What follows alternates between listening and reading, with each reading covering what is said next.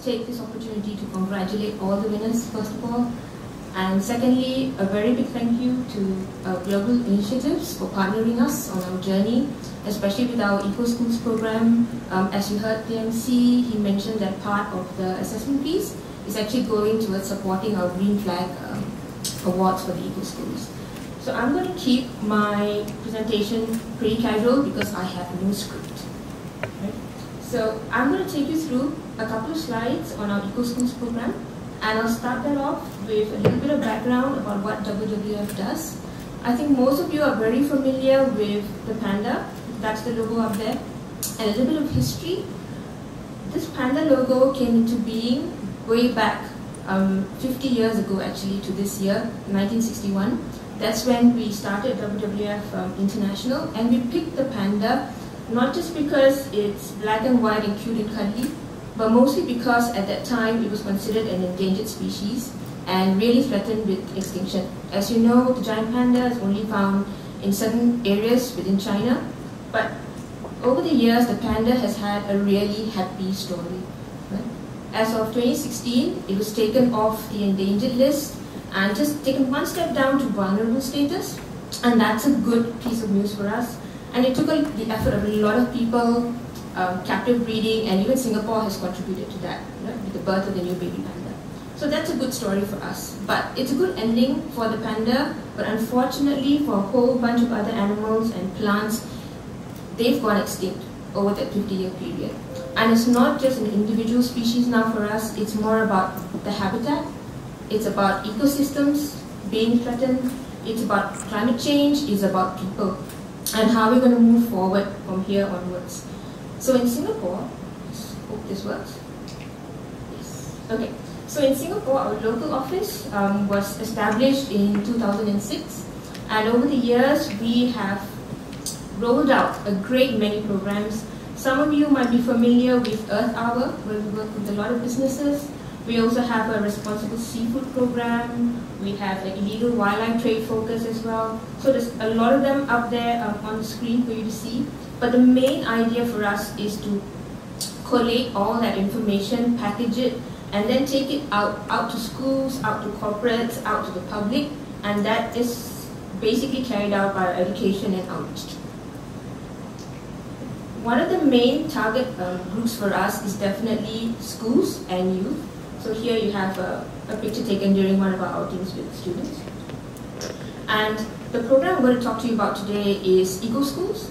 And that really falls under International Foundation, an NGO that was started as an outcome from the Rio Summit in 1992.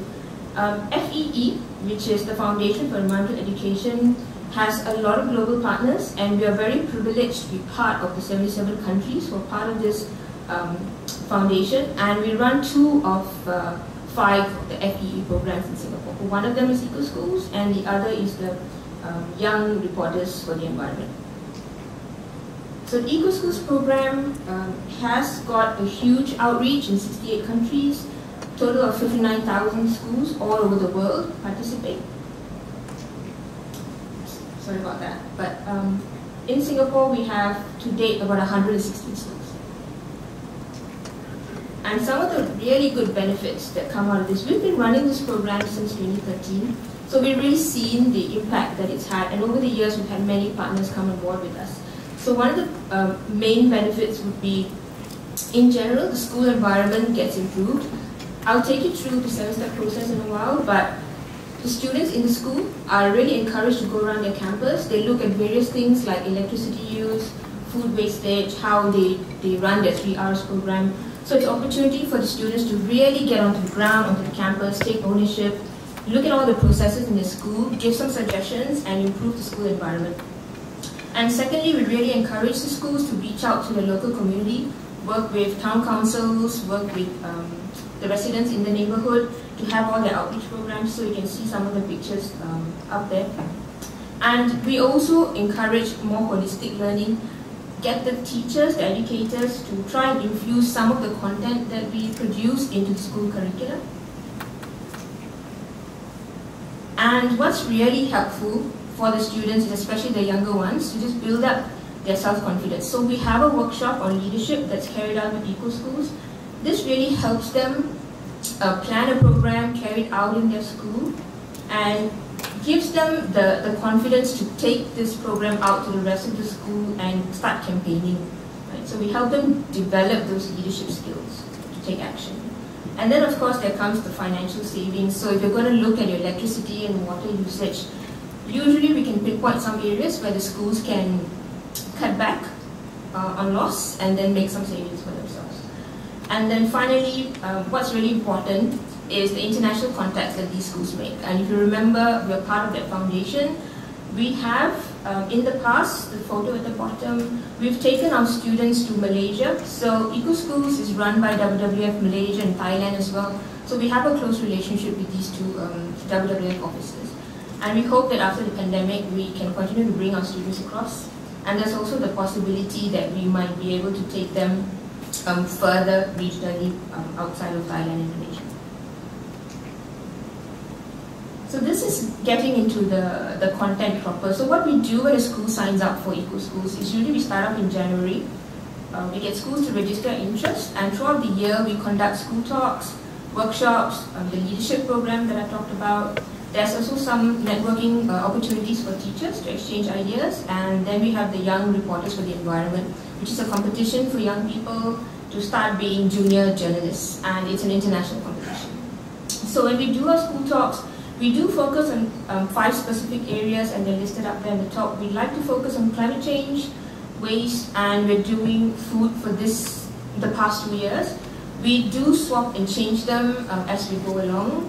At the bottom, those 3 posters that you see, those are the specific tracks that we have, and we invite schools to come on board onto these tracks where for an 8-month period, they focus on one specific area in school. So it could be waste, it could be climate action, or it could be food. So this is our 7-step program for the schools that sign up for any one of those 3 tracks that I mentioned earlier. So initially we form a committee, and the committee is made up of the students plus an educator. They then conduct a basic pre-activity survey around the campus. Then they come up with an action plan together with their educator, and we are always there in the background offering support and consultancy sort of services. Right?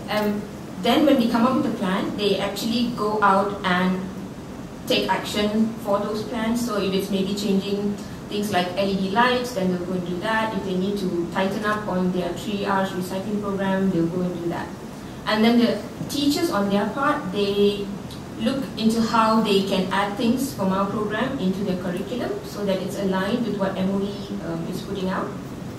And the students then go out on a school-wide campaign and take the message across to the rest of their classmates. Because the committee might be small, but there's the whole school campus population that they need to reach out to and get the buy-in from. So once that's done and the campaign within the school is over, then it's time for some reflection and a post-event survey. And then basically we can go back to step 1 again for the next year. Right? So it's a little cycle of reflection and continuing action. Now for the schools who do really well, we offer them the Green Flag Award. So for 2021, we had 2 winners of the Green Flag Award, and that's really where the donation from Global Initiatives is going to. We had 11 winners for the Silver Award and 2 winners for the Bronze Award this year. And just some highlights for what exactly the schools are given the awards for. This year we had Henry Park Primary School, the 2 winners at the Commonwealth. So Henry Park did something really interesting, which is come up with a green procurement policy, which I think most of you listeners would be familiar with, but not so common in schools. Then we have vegetable farming and harvesting, and we want to try to focus on that for food because we are heading towards 30 by 30 for Singapore, right? So 30% of our food will be produced in Singapore by 2030. So a little bit of criteria at the bottom, how the school is selected. So we have a rigorous process and rubrics and advisory selection committee in place. So this is a picture from a previous award ceremony. So that's the coveted green flag. And there's some of our winners over there and some of our staff. So what are the numbers? Okay, so 2021, we have a total, the top row is basically from the start, so since 2013. We've had 116 eco-schools, more than 100K students, more than 600 teachers. This year we had 34 schools come on board for the special tracks, so that's 34 projects. We reached out to 30K students in all these schools, and we reached out to 150 educators. And what are we aiming for next year? So we're going to be ambitious, even though it's the pandemic and schools a little bit tricky, right? So sometimes they have home-based learning and sometimes they're on campus. So we're going to set the same sort of targets that we set for the last time. We're aiming for the 34, the 30K students and 150 educators. But what's going to be slightly different is we're going to change some of our processes and go digital, take a lot of things online, and we're going to reach out more to tertiary institutions. There's a bit of a challenge there because their campus is really, really very big, right, compared to our primary schools and secondary schools. Okay, so this is my last slide, but may I at this point make a bit of a pitch invitation, right? So I would really, really like to invite all of you, come and join us, come and join that 130,000 school children, our 700 educators, our 130 WWF Eco Schools, and the rest of Singapore in our journey towards greater sustainability, in our journey towards our net carbon zero towards 2050. So please come and say hi if you like. You can find out a little bit more about our program. We'll be happy to have a chat later. Thank you so much for your time. Thank you.